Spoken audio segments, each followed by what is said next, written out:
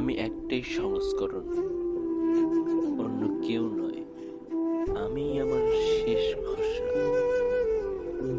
আমার অন্তরের ভাষা যদি আমি না লিখি, তবে সে ভাষা হারাবে চিরতরে।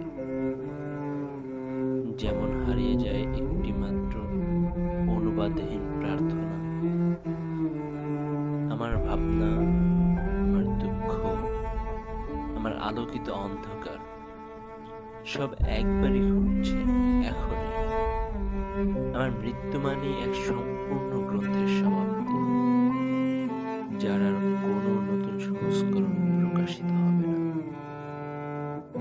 তাই আমি বাঁচি লিখে যেতে, যাতে অন্তত কেউ একদিন পড়ে বলে, এই মানুষটা একদিন বেঁচে ছিল, নিজেকে শেষ হতে